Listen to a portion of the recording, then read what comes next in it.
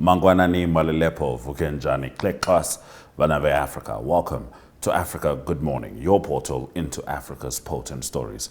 Today we reflect on the death of former Kenyan Prime Minister Raila Odinga, a key figure in multi-party democracy. In Madagascar, Colonel Michael Randrianrina is appointed interim president after Rajolina fled amid protests and military defections.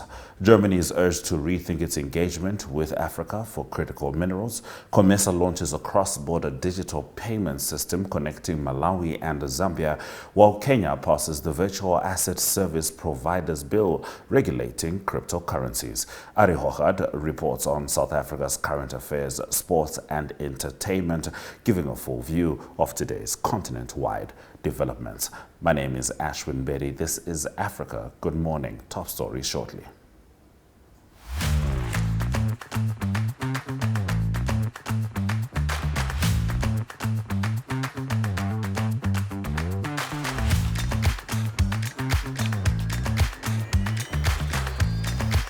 Get ready to stay connected with ShopRite's big daily data competition. Buy any 2 items on promotion at ShopRite, then send your till slip to ShopRite WhatsApp number, and you could be one of 60 daily winners of $65 data. The competition runs from 13 to 19 October, and winners are announced the following day. ShopRite, bigger savings, bigger rewards. Hashtag 65data.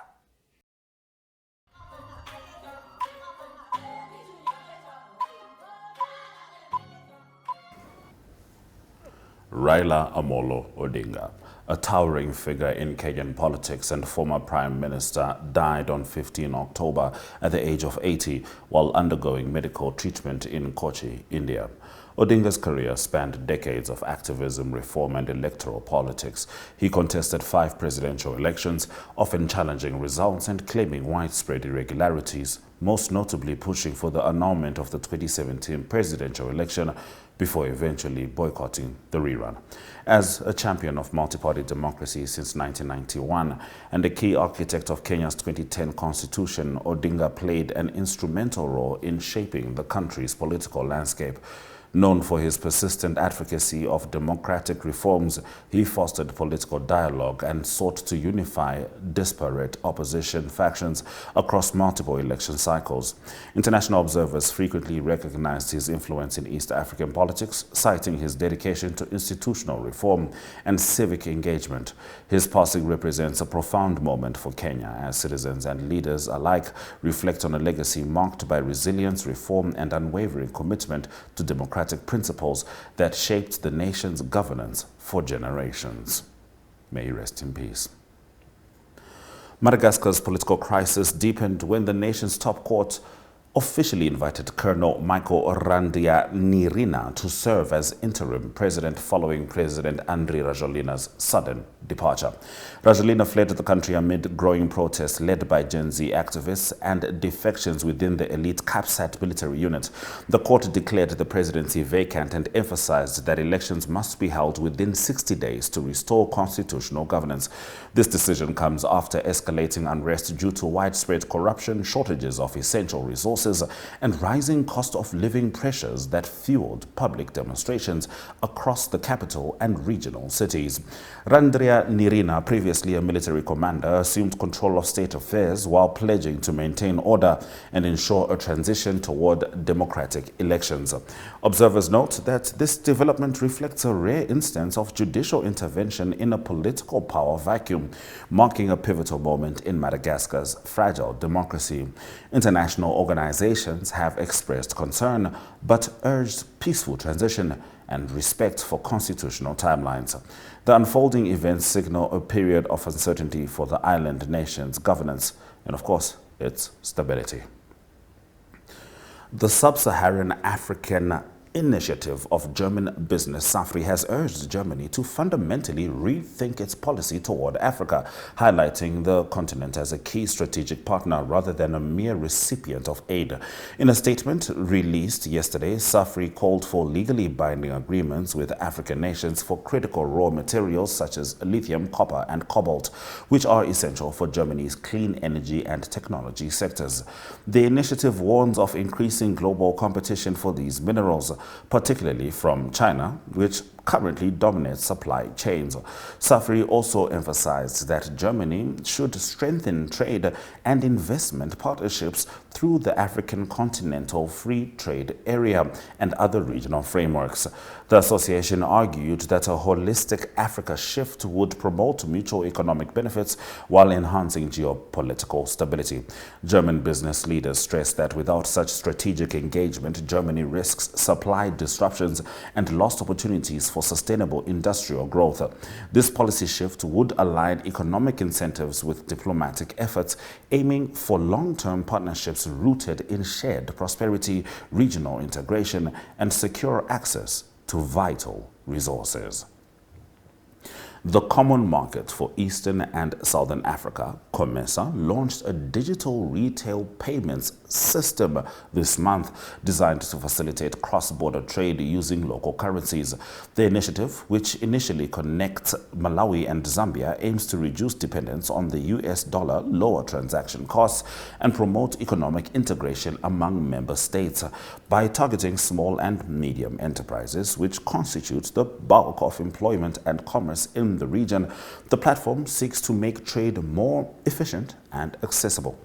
The digital system is built in partnership with private financial service providers and regional banks to ensure secure, real-time payments across borders. Kenyan trade authorities described the platform as a transformational tool for intra-African commerce, highlighting the potential for expanded regional economic activity. COMESA's leadership views the initiative as a strategic step in deepening financial interoperability among its 21 member countries, supporting broader goals under the African Continental Free Trade Area. Early trials will inform scaling across additional nations with the expectation of fostering economic resilience and reducing foreign currency reliance for regional trade transactions. In the last of our top stories, Kenya's parliament passed the Virtual Asset Service Providers Bill, establishing a legal framework for cryptocurrencies and digital financial assets. The legislation provides the central bank with authority to license virtual asset service providers, while the Capital Markets Authority oversees digital exchanges. This framework is designed to protect consumers, prevent illicit financial activity, and attract investment in the rapidly growing fintech sector. Lawmakers emphasized the importance of regulating digital assets to encourage innovation while minimizing systemic risk. The bill also introduces requirements for security, transparency, and operational standards for service providers. Financial analysts have noted that Kenya's adoption of structured crypto regulations positions it as a regional leader in digital finance, potentially drawing both domestic and international investment. The law is expected to enhance financial inclusion by making blockchain-based services more accessible and reliable for a broad spectrum of businesses and consumers. By formalizing the regulatory environment, Kenya signals its commitment to harnessing technology as a driver of economic growth and financial modernization. Those have been our top stories on Africa Good Morning. Shortly, we'll be talking to Ari Hohad as he delivers the South Africa report straight from Mzansi. He is based in Cape Town. And of course, we will still have so many more stories stemming from the rest of Africa. But prior to all of that, let's take a quick break.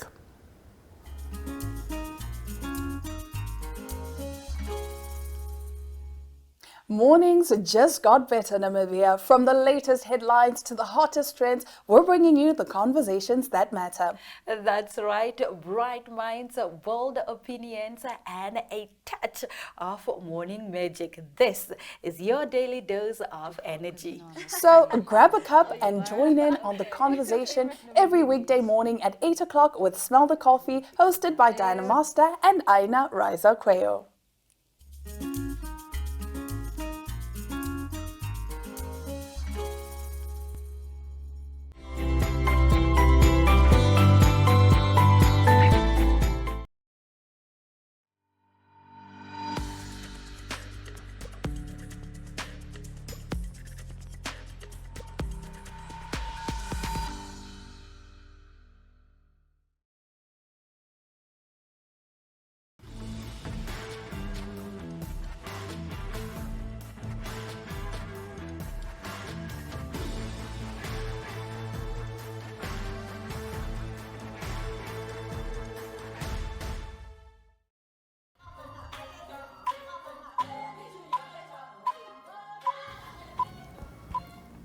It's time for us to talk to Ari Hochad as he delivers the South Africa report. Good morning, Ari. How are you?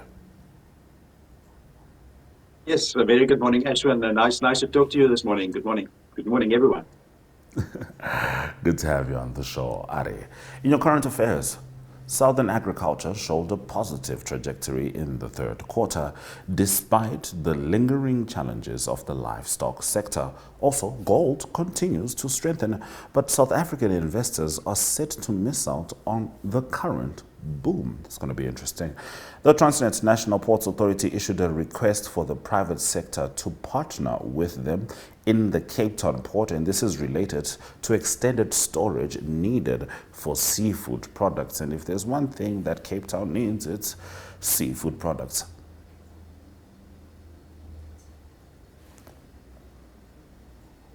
Yes, indeed, Ashwin. It's agriculture that's a big component of the South African economy, of course. And so there's summer crops and there's winter crops. So it's interesting how that played out. But it's been the third quarter. So reports from the third quarter.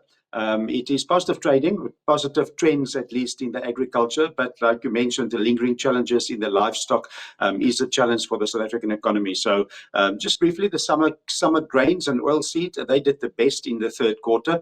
They're up 28% year by year. That is the production surge.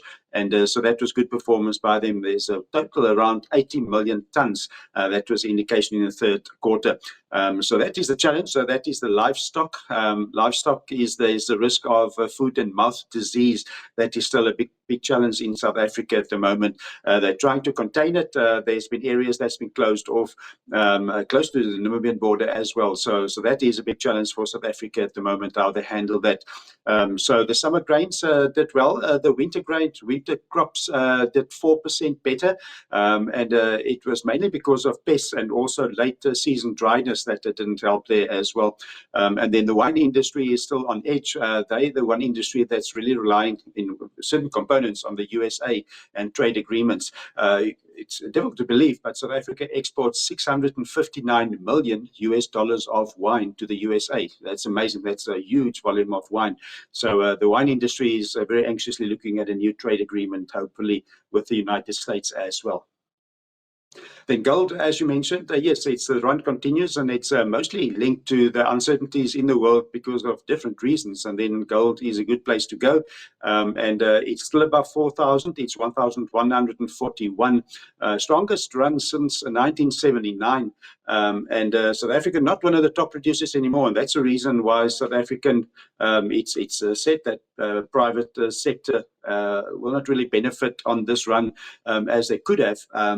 So it is the production is low. So South Africa used to produce, let's take 1990 as an example, produced 605 metric tons of gold. That's a huge volume of gold. You can see the gold just being there to be taken out. But now it's only 50 metric tons. So South African investors, they not going to miss out on this boom, unfortunately, in that sickness. They say the reality is just for the last 150 years, we've taken out most of the gold. So that's just a reality. But there's still many left. But the production at the moment is 50 metric tons. That is annually. Lots of gold anyway.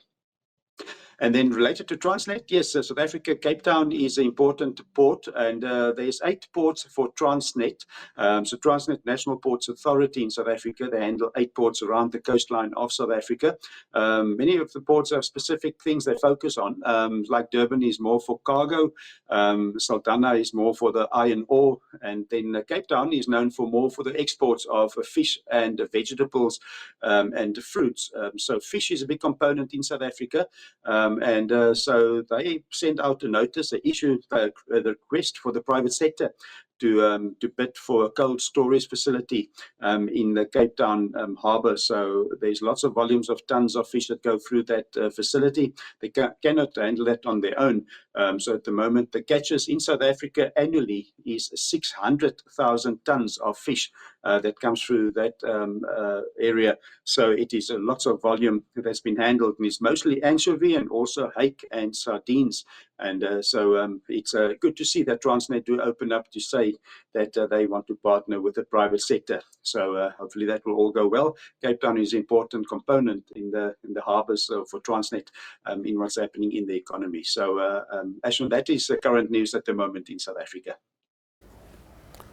All right, Ari, much to reflect on over there, but some really potent positives. Speaking of potent positives, the South African men's football team Bafana Bafana made the country proud in Southern Africa by qualifying for the 2026 FIFA Football World Cup in the USA. A little bit of a disclaimer there. Yes, Zimbabwe made it more difficult for South Africa to qualify, but we are in full support now. We just wanted to make sure they were well motivated. And also, Ari, South African women's cricket team currently play in the 50-over Cricket World Cup, and the team plays Sri Lanka this week. Yes, Edwin, I think it was a good performance by Zimbabwe in that game in Durban. They definitely not going to give that game on a plate for South Africa. So that was good to see. But that woke South Africa up probably as well. But they needed a big favour from Nigeria, as we all know by now. And that is what happened. But they still had to beat Rwanda. So that was impressive. They beat Rwanda by 3-0. So it was a very exciting game. That quite convincing. Other times you can battle to win those games. But they won at 3-0. And then there's the celebrations. They know they're going off to the World Cup in 2026. And then Nigeria, they beat Benin quite convincingly by 4-0. And I think South Africa, quite fortunate that Zimbabwe and Nigeria found their form so late in all these 10 playoff games. South Africa through, so it's a great achievement. That is Hugo Broos. He is from Belgium, and Hugo Broos is 73 years old, and he's been a coach for many years for South Africa, and he did help them to put more discipline and more cohesion into their team. So he made a big difference in South African football. So he's a great acquisition. But he said after the 2026 World Cup, he's going to step down. It seems like he did play in it as well when he was younger in the World Cup. Now he's going to be a coach as well. So that is the football good news for South Africa. First time South Africa, Bafana playing in the World Cup in 24 years. So also the cricket briefly, South Africa playing in the 50 over the one-day World Cup. That is women's cricket. That is in India and also in Sri Lanka. That's taking place. And South Africa plays Sri Lanka next. That is on Friday. That's South Africa play, and they have 2 more games after that. That's against Pakistan and also against Australia. That will be a tough one. That is next week, Saturday. That's all in the group phases. Hopefully South Africa can get into the semi-finals, the top 4 of the 8 teams. Great performance by them. Already losing the first game, winning the next 3. So they're in a good spot at the moment. So that is sports news. The South African woman making us proud, and that is the new hero, Nadine de Klerk. And she was the one player that in the last 2 games managed to get the last runs and hit the winning runs with a 6. So she's a very good player for South Africa. That's sports news in South Africa. Well, Ari, we certainly wish the ladies all the best with regards to Bafana Bafana. Good thing you be in the USA checking out the stadiums yourself, making sure everything's good before the boys go and compete. In entertainment, and I hope I'm pronouncing this correct, Ari, do correct me if I'm not. Langaban is just more than an hour's drive from Cape Town and a popular tourist destination, with the lagoon being the center of attractions. Yes, very good pronunciation there, Ashwin. It's a Langebaan indeed, and it's Afrikaans word, and it's 120 kilometers just straight north from Cape Town, as you would direction of Namibia, going straight up north. And it is a good tourist spot, and it's very popular for Cape Townians as well. The West Coast is very popular, and the Langebaan is known for the lagoon. So that's part of the big lagoon, and one area that is very popular there is Mykonos, Club Mykonos, that you can see there on the left. So Club Mykonos is situated on that lagoon, and it was inspired by the Greek way of living. So there's good accommodation, good restaurants, also a casino there, and it was started in 1988. So that's one of the attractions in Langebaan. But also the lagoon, it's 17 kilometers wide at some places and 14 or long. It's 17 kilometers long and 14 wide. So it's a natural lagoon. You can see the tide coming in and out. So it's lots of people, popular for seafood, of course. And then the West Coast National Park, you can see the flowers, you can see the birds. That's what you get at Langebaan at the West Coast National Park. There's 300 species of birds. That's just one of them there. There's 299 more to see if you go there. And the flowers is obviously in springtime. It's beautiful to go there. It's a great place to visit. And then in town, you can have, look, now it's 398, and there's another one. So it's beautiful birds. And in town, there's lots of good cuisine. It's seafood cuisine, it's crayfish, and it's good restaurants. It's a bit of a Mediterranean feel, if you like. So that is Langebaan. So maybe, Ashwin, when you come visit again, not if, when you visit again, we've got about 10 places to visit around Table Mountain. This is one we can do for a road trip, go up to Langebaan. Thank you very much, Ari, for delivering the South Africa report. We'll see you after a couple of weeks. Do have a fantastic trip up there. Thank you, Ashwin. Nice talking to everybody. Bye-bye. Be blessed. Bye-bye. All right, we're going to take a quick break before we return with our last story of the day.